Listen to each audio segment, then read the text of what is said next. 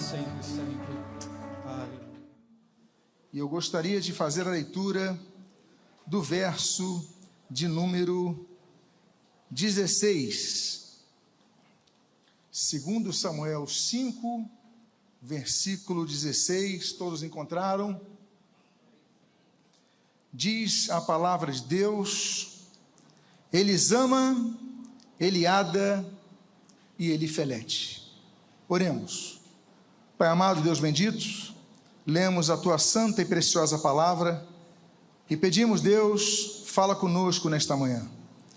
Abençoa as nossas vidas, fortalece o nosso ser, e o que nós pedimos, nós o fazemos agradecidos em o nome de Jesus. Amém e amém. Eu gostaria de ler mais uma vez a primeira palavra desta tríade do versículo 16, Elisama, do hebraico Elishama, Deus ouve.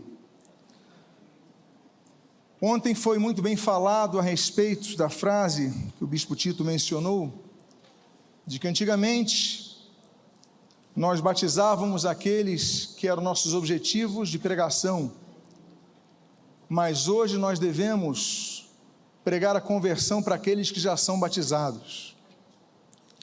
E o fato é que muitos pastores se encontram enquadrados nesta situação. Não é porque são pastores que não precisam se converter. Muitas de nossas orações não são ouvidas por Deus, como diz, por exemplo, Isaías capítulo 59, quando nossos pecados fazem separação entre nós e nosso Deus, de modo que Ele não nos ouça. Muitas vezes Deus não nos ouve também, como diz o salmista no Salmo 66, por causa da vaidade que está em nossos corações. Mas o fato é que muitos líderes não têm suas orações ouvidas, porque simplesmente não têm mais fé, não buscam mais ao Senhor. E a Bíblia diz, Jeremias capítulo 29, então me invocareis, e passareis a orar a mim, e eu vos ouvirei. Elisama, Deus ouve. Passareis a orar a mim. O povo era de Deus. Deus chamava aquele povo de meu povo, mas o povo não orava ao Senhor. A realidade de muitos líderes é que eles não mais oram ao Senhor. Eles oram nos seus púlpitos, eles oram dentro da configuração litúrgica dos seus cultos, mas eles não têm uma vida pessoal de oração ao Senhor, não buscam mais ao Senhor. E nos lembramos então daquele texto de Amós, no capítulo 5, versículo 6, quando diz: buscai ao Senhor e vivei. Há muitos pastores que não oram, que não têm uma vida com Deus, que não buscam ao Senhor, e por causa disso não estão vivos. Tem cargo, tem função, tem ofício, tem títulos, tem igrejas, mas não buscam ao Senhor, e precisamos buscar ao Senhor para viver. O próprio profeta de Anatote, Jeremias, no capítulo 29, diz: buscar-me-eis e me achareis, quando me buscardes de todo o vosso coração. Nós devemos então colocar uma meta em nossas vidas, devemos ir a congressos, devemos estar em nossos cultos, devemos cumprir cabalmente o nosso ministério, tudo isso nós devemos fazer, mas há uma coisa que é essencial: não podemos deixar de buscar ao Senhor. A Bíblia diz em 2 Crônicas capítulo 7, versículo 14, se o meu povo, que se chama pelo meu nome, se humilhar e orar e me buscar e se converter de seus maus caminhos, então eu virei dos céus, perdoarei os seus pecados e sararei sua terra. Ele diz: o meu povo se humilhar, o meu povo me buscar, o meu povo se converter de seus maus caminhos. Não basta estarmos apenas num congresso, se não buscarmos ao Senhor e se não nos convertermos de nossos maus caminhos, porque o que Deus quer de nós é tempo de mudanças. Deus quer fazer mudanças em nossas vidas. Deus não quer que apenas tenhamos mais um congresso. Como foi falado ontem, temos mais um culto no próximo domingo. Temos mais uma rotina eclesiástica, não. Deus quer mudança em nossas vidas. Deus quer que nós mudemos. O objetivo desse congresso é que haja mudanças. O título desse congresso evoca isto, a mudanças. E Deus ouve, meus amados irmãos. Elisama significa Deus ouve. Deus está presente para ouvir. Deus está presente para não apenas ouvir, mas para fazer coisas em suas vidas. Deus está presente. É muito interessante que a palavra de Deus menciona pessoas que disseram: eis-me aqui a Deus. Abraão disse: eis-me aqui a Deus. Jacó disse: eis-me aqui a Deus. Moisés disse, Samuel disse: eis-me aqui. Isaías 6, eis-me aqui. Ananias falou: eis-me aqui. Mas existe um texto na Bíblia que Deus diz ao homem: eis-me aqui. A Bíblia diz: e então clamarás, e o Senhor responderá. E Isaías 58 continua dizendo: e gritarás por socorro, e ele dirá: eis-me aqui. Deus ouve, Elisama. Diga à pessoa que está do seu lado: Elisama, Deus ouve. Voltemos ao texto bíblico. A Bíblia diz: Elisama, Eliada. Eliada significa Deus conhece. Quando Davi coloca o nome desses 3 príncipes, ele coloca com objetivos testemunhais. Ele coloca o primeiro Elisama porque ele fala: Deus ouve. Mas Deus apenas não ouve de maneira impassível. Ele coloca então o nome de seu outro filho nascido em Jerusalém de Eliada. Deus não apenas ouve, mas Deus conhece. Sabemos, Romanos capítulo 11 diz que o conhecimento de Deus é profundo.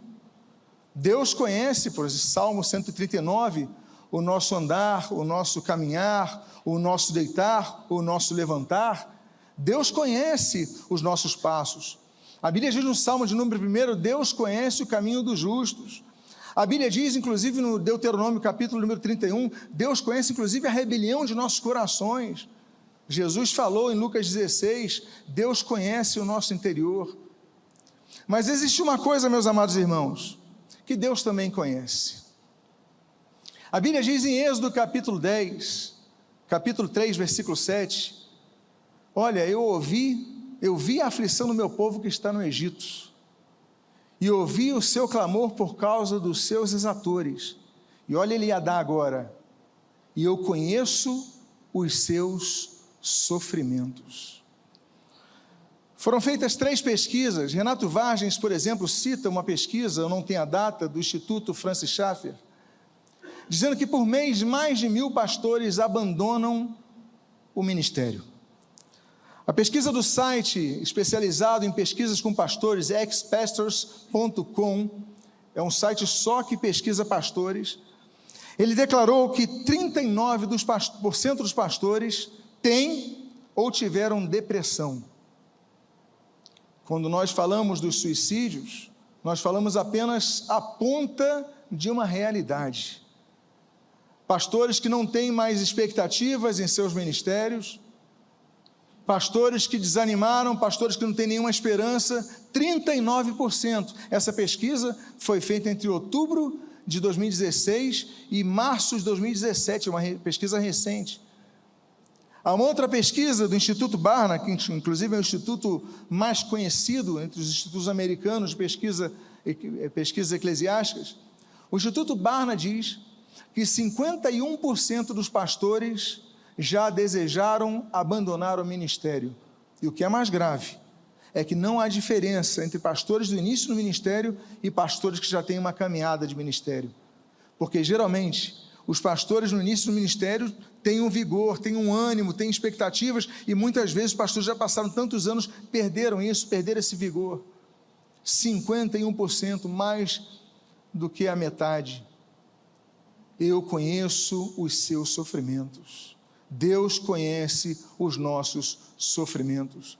É por isso que Davi que abre o seu coração diante do Senhor, Davi, que é um homem segundo o coração de Deus, Davi coloca o nome do filho de Eliada, porque ele diz: Deus não é apenas Elisama, o Deus que ouve, mas Deus é Eliada, o Deus que conhece, o Deus que se sensibiliza, o Deus que está com as suas mãos estendidas para nos curar. E é por isso que nós temos o terceiro nome de um filho de Davi, nascido em Jerusalém. Voltemos ao texto bíblico, quando a Bíblia diz: Elisama, Eliada e Elifelete. Eli, Deus. Palete significa libertar, livrar. Deus livra. Deus ouve, Deus conhece, mas também Deus livra. 3 fases da vida ministerial que nós precisamos entender.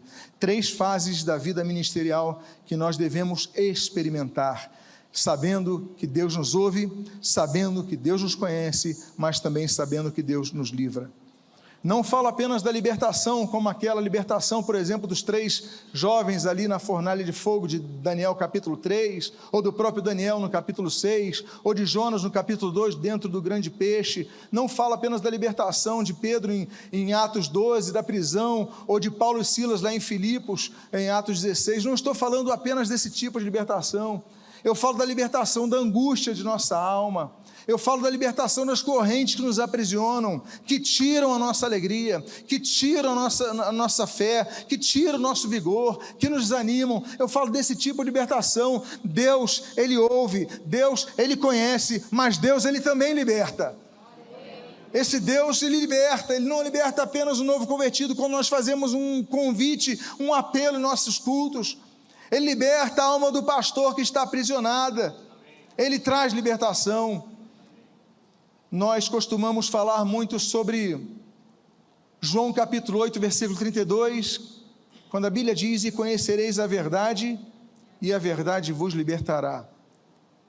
Só que nós temos, meus amados irmãos, uma conjunção subordinativa, condicional: e conhecereis a verdade, é a continuação de uma frase.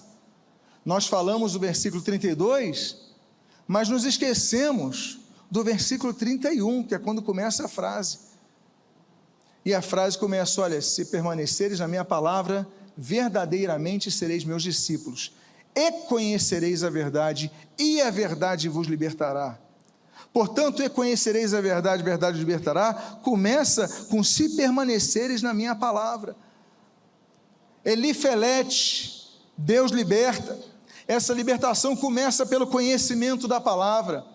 Nós devemos amar a palavra de Deus, Deuteronômio 6, nós devemos conhecer a palavra de Deus, João capítulo 5, nós devemos pregar a palavra de Deus, nós devemos, meus amados irmãos, examinar as Escrituras, mas nós devemos, como diz Tiago capítulo 1, viver a palavra de Deus. Se permaneceres na minha palavra, depois que ele vai falar: e conhecereis a verdade, e a verdade vos libertará. Você está aqui para conhecer a palavra. Daqui a alguns minutos nós já fomos muito abençoados na noite de ontem pela palavra que foi aqui trazida, e seremos muito abençoados pelas palavras que hão de trazer continuidade nesse congresso. Mas nós devemos permanecer na palavra, não sendo ouvintes apenas que deixam a palavra entrar e sair de nossos corações, mas semeá-la em boa terra.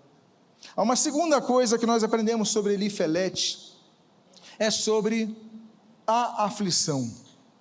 A Bíblia diz que Deus, Jó capítulo 36, Deus livra o aflito por meio de sua aflição, e pelo sofrimento lhe abre os ouvidos. Nota bene, Deus livra o aflito por meio de sua aflição.